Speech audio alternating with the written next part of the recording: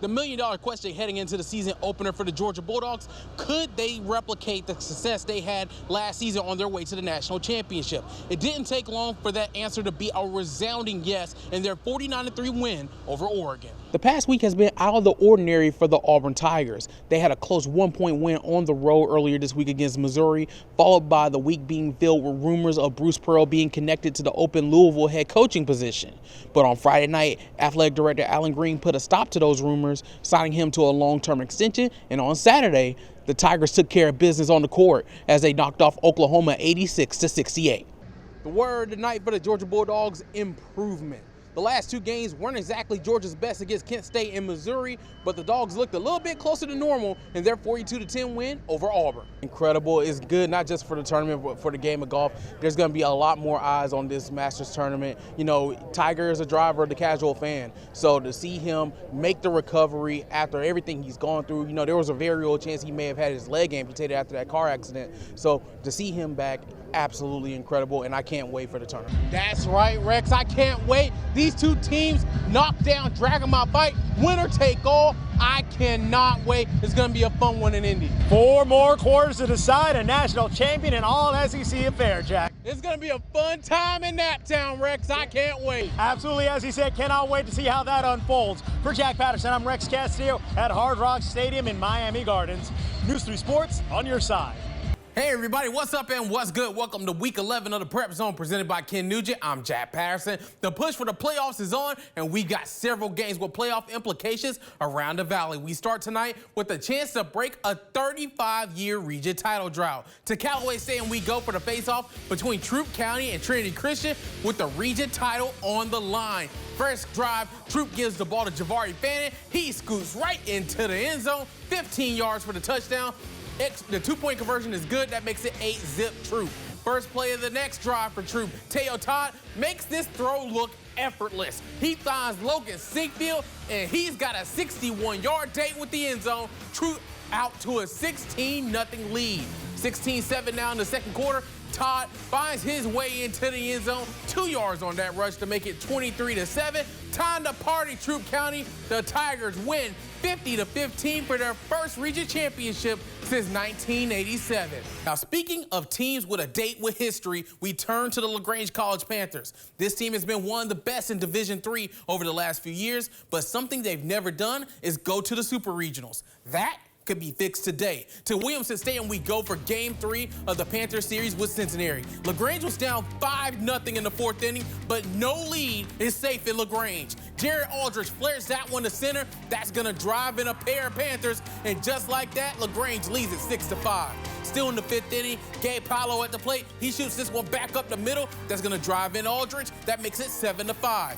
Sixth inning now, David Smigelski sends this one into right center, and that's going to bring home McKinley Ers. He's high-stepping across the plate, and that makes it 8-5 Panthers. Let's go to the seventh inning now. 9-5 Panthers. Ers at the plate puts a charge into that one. That is deep to center field. Goodbye baseball. A 2-run homer. LaGrange has broken it open. It's 11-5. They scored 13 unanswered runs at one point. Ninth inning, Michael Minhart gets the strikeout to end it. And for the first time in program history, the LaGrange Panthers are going to the Super Regionals. The Panthers win it 14-9 to sweep the series. And we caught up with the team after the game.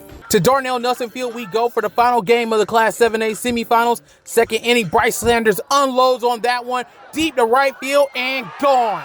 That gives Central a 2-1 lead.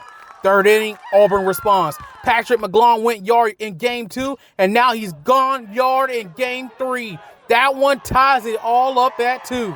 Bottom of the third now. The throw to third is offline. That's going to allow Caleb Nix to come around to score. The Red Devils retake the lead. It's 3-2.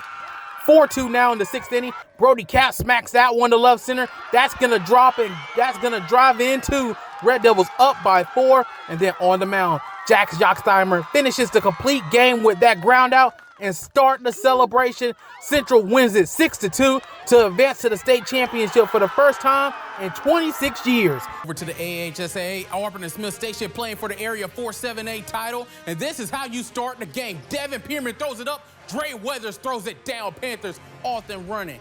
Into the first half, balls loose. Jakeith Carr gets it, spots up for three, and buries it. It's 24-23 Smiths at the break. Third quarter now, Panthers up by 10. Bakari Daly with the corner three, that cuts it to 7. But the Panthers were on a mission tonight. Traquan Turner picks up the loose ball, coast to coast. Smith Station's up 11. And we saw how Drake Weather started the game. This is how he ended it. Exclamation point on an historic night. For the first time in maybe school history, the Smith Station Panthers win the area. They take it 70-54.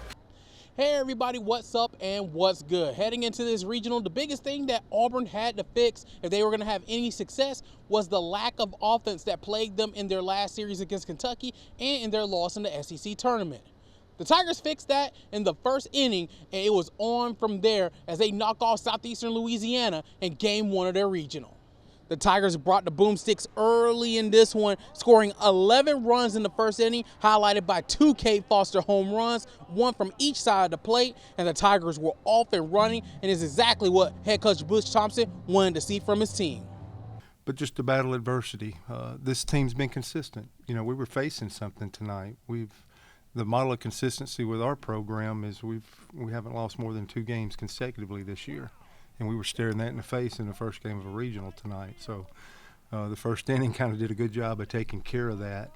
But the guys have been consistent for us. Whenever we've met challenges, I can't remember a time I've coached in 20 years in the SEC being a part of a team that hadn't went on some kind of run to lose more than 2 ball games at any point in time of the year. So the consistency's been great. So with the win here on Friday night, the Tigers now advance to the second round. They stay in the winner's bracket, and they'll face off with Florida State Saturday night at 7 Eastern. On your side, from Plaisman Park in Auburn, Jack Patterson, News 3 Sports, on your side. David Pollard was the heart and soul of the Carver baseball program, but he was tragically killed in a car accident in 2016. For the past 2 seasons, the Tigers didn't field a baseball team, but that changes this spring, and the Tigers got an assist from a state champion to start the season. Jack Patterson has this story. On April 18, 2016, the Carver High baseball program was forever changed by the tragic passing of its head coach, David Pollard. The team has struggled to regain its footing since that day. Fast forward now to present day at what is now David Pollard Field. Just weeks before opening day for the rebirth of the Tigers baseball program, a helping hand from a neighboring team. On a chilly Friday afternoon, the Calvary Christian baseball team came together with Carver to help breathe new life to a field that hadn't seen America's pastime played on it in over 2 years. Rakes, mowers, and tillers helped revitalize the field and get it ready for play. For a Calvary team that's won state titles in its last 3 seasons, it was an opportunity to continue its mission of serving the community. Obviously, there's a lot of other lessons that they can learn from this too, just in terms of perspective of of what they've got, what they've been blessed with, and then being able to think about other people before thinking about themselves. So there's a lot that they can gain from this. The man now leading the Tigers program, Michael Long, is excited to get his team in the community and making new friends in the process. Fills me up with a lot of joy, man. This is what I want this program to be. I want us to be able to create bonds, not just with our guys, but with the teams that we play. One thing we all have in common is we all play in the same area. We're all going to see each other in the streets, in the community. And one thing about me, I'm very community based, and being able to do things like this is very, very humbling and very, I'm very blessed again to be out here with these guys and seeing my guys enjoy it too. Baseball is a sport that can bring people together. And on this day in January, it brought together 2 teams and made them one big family. And that is the biggest impact of all.